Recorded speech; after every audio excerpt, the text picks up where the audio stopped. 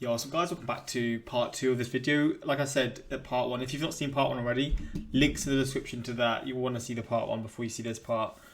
And yeah, man, I took a bit longer than I had initially planned, but we're back with it. And yeah, I mean, there's not really much else to say. I've already seen half of the video.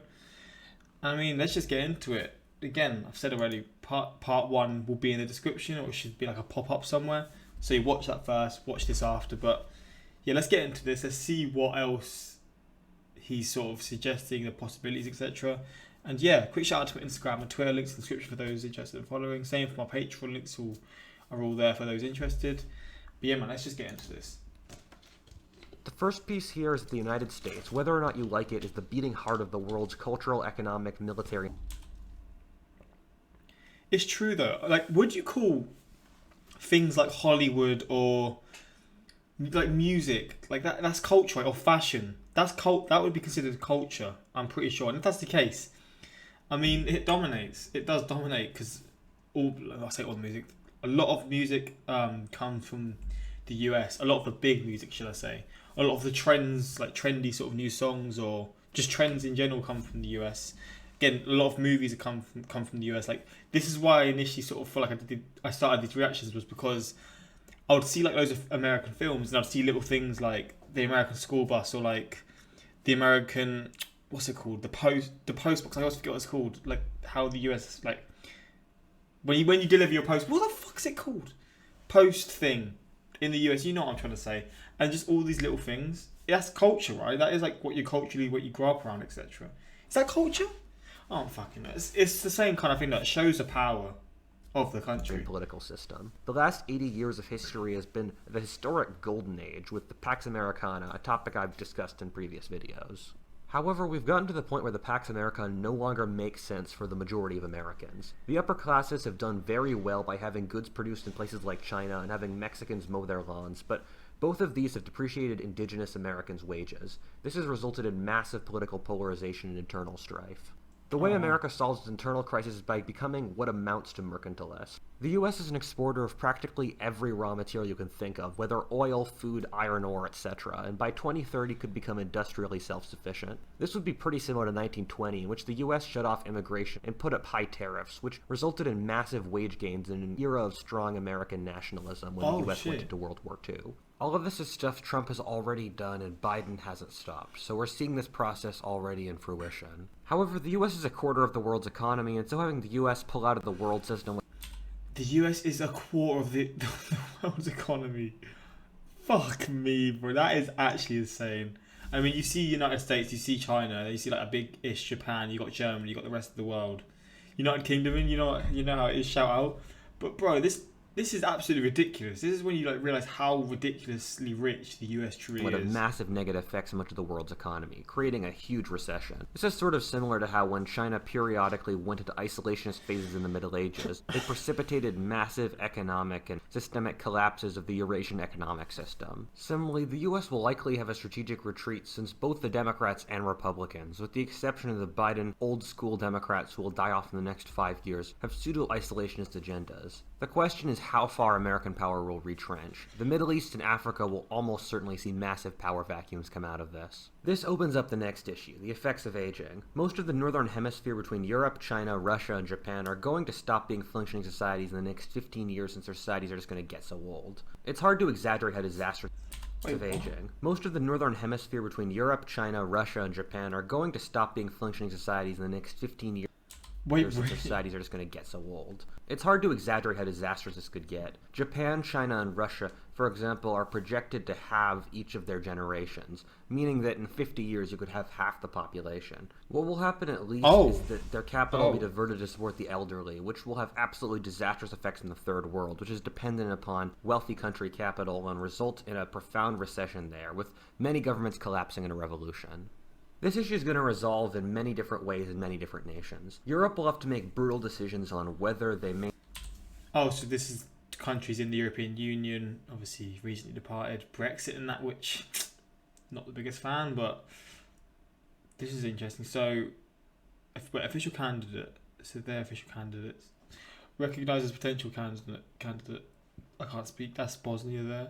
Maintain ever more burdensome welfare payments and effective The Europeans are terrified of doing harm, which effectively paralyzes them in lots of ways, preventing them from making hard decisions and waging war. become the world's dying museum, or they restructure their entire worldview and philosophy in order to have more kids and stop funding the elderly after a certain age. The next few decades will be soul-crushing for Europe. Similarly, Europe will have a crisis of identity as the Americans become less willing to militarily and financially support them, and Europe will have a crisis of identity. It'll be absolutely horrifying for many Europeans to realize how really weak they are on the world stage. There is no way the European Union, a dysfunctional creation of the good times, will survive this. In China and Russia, this aging crisis will be disastrous. It'll I mean, I guess with that, maybe leaving wasn't such a bad idea. result in massive wars of expansion as they try to And I'm not desperately a fan break of that, the but- world system, or they collapse into horrific civil wars as generations rage to either have more money to support their retirements, or the young to not have their futures destroyed by supporting the elderly. This brings us to the position that global warming is already having profound effects on the world. The worst flashpoint is Asian water supplies, in which, due to the glaciers in the Himalayas melting, the water that supports China and India is shrinking, with northern China projected to run out of water by 2030. We can see the degree of worry in the Chinese government's actions. China is currently the dams, right?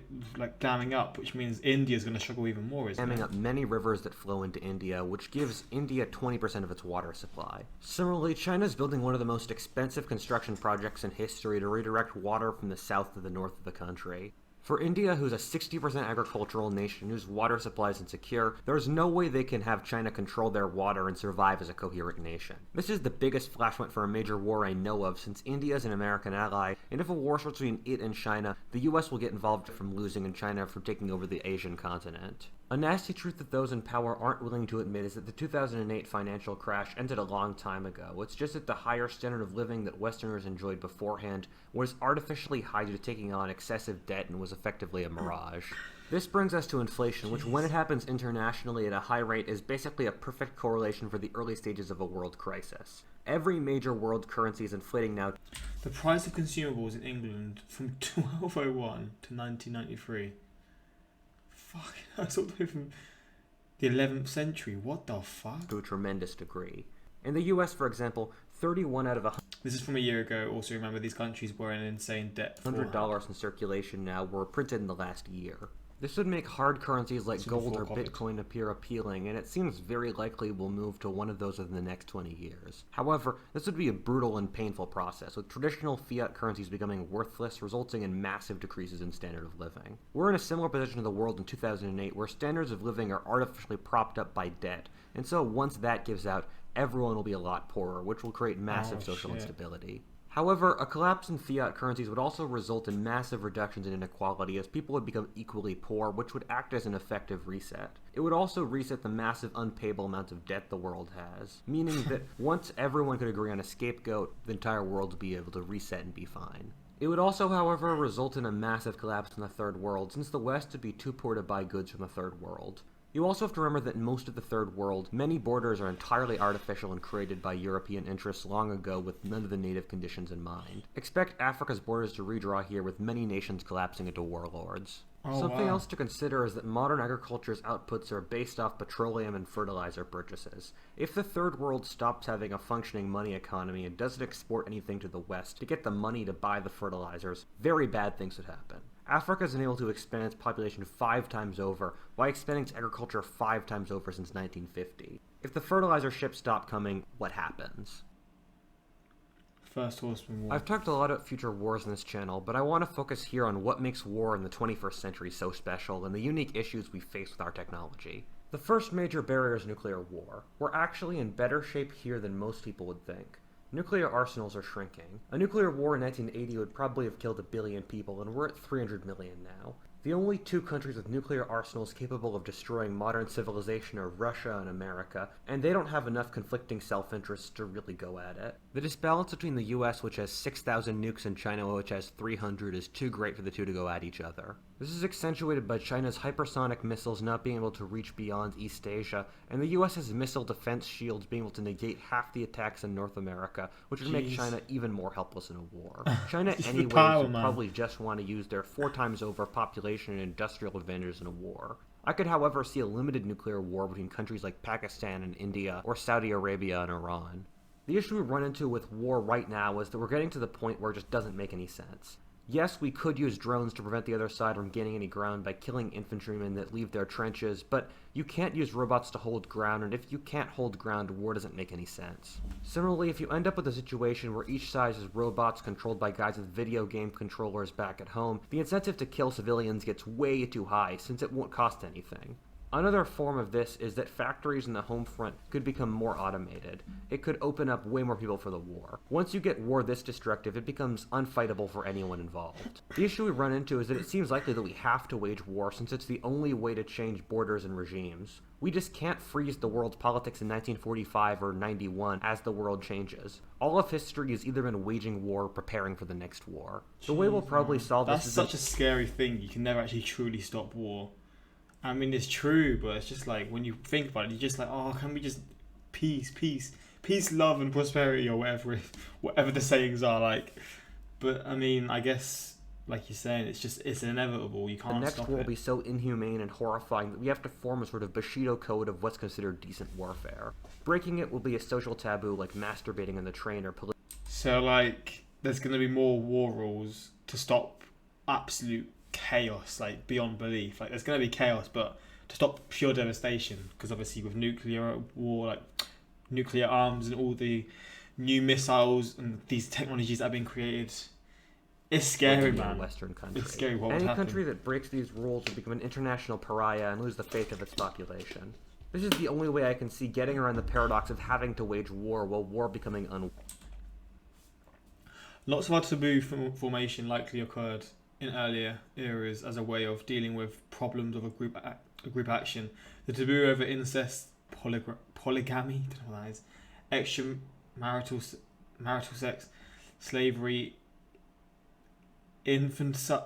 I don't even know what these words. Infanticide. I don't know what that is. Murder. I guess killing an infant. All developed. What the hell is this? Two. Is this a spelling error? I'm guessing all developed to allow society to function at a broader level at the expense of the individual player. I see, and it's obviously changing over time. If you look at the history of the world, we've seen lots of compromises like this. Noble casualty rates were really low in the Middle Ages, as ransoms were common practice, and killing civilians was taboo in 18th century European warfare. We'd possibly end up with remote-controlled robots for warfare, or freezing the clock and having highly trained human armies, or more likely a highly complex ad hoc system with a bunch of weird different combinations. Second horseman disease. One of the top things our descendants will hate us for is our overuse of antibiotics. We prescribe them too much. Yeah, I've learned about this, bro. We are fucking up our future selves up. And we also use them for agriculture to a tremendous degree. We're already maxing out our antibiotics to a massive amount, using far too powerful ones, and the amount of diseases that don't have appropriate antibiotics for them is skyrocketing rapidly. We've gotten to the point where large amounts of wildlife have antibiotics inside them from the stuff getting into the water supply. I don't know when this dam breaks, but it will. With the greater poverty and chaos that'll come out of this, it's inevitable. This is added to a situation in which we're clearing lots of virgin forest in the third world, which makes the chances of running into some uncontacted disease way higher. This is how most pandemics in history have started. A similar situation is that with all this conflict going on, the chances that someone drops some sort of biological disease weapon designed to be difficult to defeat seems reasonably high. The nasty truth is that for most of history, disease was the force that balanced out human numbers. People didn't starve since disease kept the population down. The massive population growth of the 20th and 19th centuries was due to the more effective ways of dealing with disease. The sheer amounts of lives things like malaria prevention or the polio vaccine have saved is insane, often numbering in the hundreds of millions or above 1 billion. A twisted way of looking at this would tell you that a world with more disease would appear to us as a utopia for those who survived. A world with the same degree of... I see that. It's like, the less people, the better it is for the people who are alive. But at the same time, it's just like, it's just, you don't want that to happen. It's weird. I've always had this thought in my head, like, is medicine like a bad thing for the actual general thing for humans? Like, in terms of like keeping us trying to live as a species on this planet for as long as possible. Is it actually better for that, like in terms of science, for like not as many medicines, just to sort of not have as many people on the planet? But at the same time, it's like, you don't want that. You want your family, you want your friends to be healthy, like not worrying about the diseases, etc. It's a weird one. It is strange. I just sometimes think about that. I'm just like, it's just like, what is actually the better thing in the general term? Like, it's just, I don't know. Obviously, I'm always for medicine, etc. It's just something that I do always think. It's just like the Productivity, but half the population would be a world where people wouldn't work very hard, but would be fabulously rich by our standards. It would be a world where most people would live like aristocrats. A world where automated robots would do menial stuff, and a world surrounded by incredible natural beauty with cities built like parks. It would also be a handy solution to our demographic problems. If the elderly died at a higher rate due to disease, people would have more kids in order to make the chances of their genes surviving higher. This would result in a younger, creative population. Similarly, it would be a major help for climate change. The global climate didn't get much warmer until the 1990s, when it was really just the West polluting. It started to really get warmer as China industrialized with coal, but remained within standard fluctuations of what was normal around 2010, when places like India or Africa started to use more coal. People often lambast earlier generations for not doing more about climate change, but the truth is that we really didn't get definitive evidence that was human-driven until around 2010. However, it does mean that we could largely remain in a carbon-based economy with greater efficiency in procedures with half the population. Third horseman, global warming. Climate change is a deeply complex and emotional topic. This isn't helped by people really not knowing what they're talking about. Climate models are so unpredictable in that we really don't know what the climate will look like 25 to 50 years out. We don't know which areas will get warmer or colder, or drier or wetter, etc. Scientists are generally incentivized to make climate change look as bad as possible, since that's how they get more funding. This isn't to say climate change isn't an issue. It is, and it's a major one at that, but we normally get fed the worst case scenarios in the media. In general, things as of now look better than most people would think. Climate emissions have likely already peaked, and China's switching from coal to other based economy is projected to be the greatest event in history for improving the climate. Similarly, nuclear and renewable energies are both seeing improvements now. The world crisis could either have positive or negative effects in the climate. A very worrying possibility would be that China or India face issues in the global supply chain and thus stay on coal, which would be terrible for the global climate. The flip side of this collapse is the possibility that the global supply chain could collapse and result in places like India, East Asia, or Europe switching to nuclear in order to have a more secure energy source. Similarly, lots of wars would result in lots of technological investment that could create the next technology that could deal with global warming. Perhaps biotech could create some form of bacteria that could produce oxygen at a super high rate. I'm not sure. A worrying trend is that global warming would result in the Middle East and Africa becoming drier. Given that these areas are already overpopulated and based on subsistence farming with generally not having enough water, things could go badly here. Fuck, man. Culture and technology. The best way to summarize the crisis of the 21st century would be as the end of the era of Western industrial hegemony and towards a more fully industrialized society. We're moving from a world in which the West was rich and everyone else poor to a world of 15... The world in 2100. So you got USA, British Columbia, Ontario, Quebec, Latin allies, French Africa, Ethiopia. This is so interesting. NATO, Russia, Kazan, Imperial China, Korea, Japan, Thailand. This is wild, 1500 man. again, in which all of Eurasia is rich and powerful. Similarly, we're moving from a world in which humanity was basically a parasite in the world's biology to its steward. It's similar to how the world wars were the really painful process of the world shifting from an agrarian to an industrial society. Our cultures haven't really adapted well to industrialization, and we haven't really figured out how to do it properly. The transgender debate is a great example of this. This is a debate at heart about if modern technology has transcended biological sex differences or not. The immigration debates are about if globalism has transcended national or ethnic borders. We've been wealthy enough that we've been able to put off answering these questions for a while, but the crisis will force answers very fast. The huddled masses will watch internet videos, listen to Clubhouse, and read tweets as the prophets of the next ideologies give them answers on how to live. We'll see so many religions and ideologies develop in the next 40 years. An example of the sort of issue we need to solve is the relation of women to society. Most women's need to balance having children and a career is deeply stressful, and we haven't found a good solution yet. The current situation has resulted in declining birth rates and relationships collapsing around the world as everyone struggles to manage work and personal life. At the same time, the vast majority of the population, both men and women included, find the idea of forcing women back into the home as morally abhorrent. Different ideologies will come to different ways of dealing with this, ranging from opposing demons like the Handmaid's Tale, or having the state raise babies, or some more humane method that's not those two. Another example of a social issue we need to figure out is our relation to sex. I honestly think internet pornography is a massive underrated social shift that will result in profound changes towards social sexuality. I mean, practically every single male and most females watch it, and once that generation gets What? No? I just no. Me into no. power, how long can it No remain an open way. secret? This is honestly pretty similar to the massive issues of the early 20th century, Not anymore. Not for mum. in which ideologies like Nazism, communism, neoliberalism, etc. were all attempts to figure out how to build a coherent industrial society. One of the things that really keeps me up at night is that the track record of these ideologies is so horrifically bad that it makes Again, it's so interesting how you see like liberal Democrat in the US and Canada, and you just got like in Europe, you've just got like Sweden, Norway, Finland. One of them's obviously not. I think Finland's here. Norway's here. I don't know, one of the two. But then you got the UK and then like England, the Great Britain and Republic of Ireland. And you got like what is this like? This is one of the Central European countries. And then it's just the rest of it's like fascist. And you got junta here, colonial, traditional, bits of Australia, communist. one So wonder interesting, what man. monstrosities will get going forward. One of the books that changed my perspective on the world was I Have No Mouth and Must Scream, which is a sci-fi book about a world where a super powerful AI wipes out humanity and keeps torturing 5 humans forever for over a century.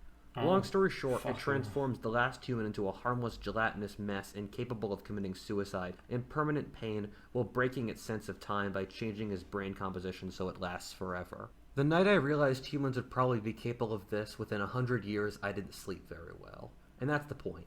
The Nazis or Soviets, if they had those capabilities, would certainly have used them. The crisis of the 21st century is that humanity gaining the power of gods and learning to use it responsibly. The same power that lets us torture our opponents forever would allow us to eliminate poverty and spread across the galaxy. I'm honestly confident that good will ultimately win, since totalitarianism often just becomes dumb and really inefficient, but I don't want to have to put humanity through one of the worst and most horrifying events in history to get there. I don't want beautiful cultures with thousands of years of history to get blown down the drain in the same way Stalinism ruined Russia. The only thing I can say is that this event is yet to happen, and history often hangs by hinges. If a few minutes had gone differently, Mao, Hitler, or Idi Amin would never have risen to power. Seneca once said, "The only thing necessary for the triumph of evil is for good men to do nothing." Some of you might feel horror at the possibility of facing this, but heroism can only come from facing great odds. The next generation of Roosevelts, Joan of Arcs, and Winston Churchills have already been born. What if Altist, and thanks for watching. If you enjoyed that What if Altist? I see. Again, banging video. Shout out to him, man. If you haven't already, links in the description to his video if you want to watch it on your own. But let's see some of the comments now. The next generation of Roosevelts, Joan of Arcs, and Winston Churchills have already been born, yeah. And the next generation of Mao's, Hitlers, and Pol Pots, and Stalins as well, most likely. Sad but true, man. Sad but true. If half the population died from disease, the average person would be living in utopia. Okay, a world of half the population would be a utopia for those who survived, those who lived. Dark Thanos meme theme starts playing in the background. You were born too late to sail the seas and experience the new world. You were born too early to explore what's outside our solar system, but you were born just in time to see civilization go haywire again. Let's go, baby. Let's just see what the fuck happens. Born too late to explore the world. Born too early to explore the stars. Born just right to live in interesting times. The incentive to kill civilians gets way too high.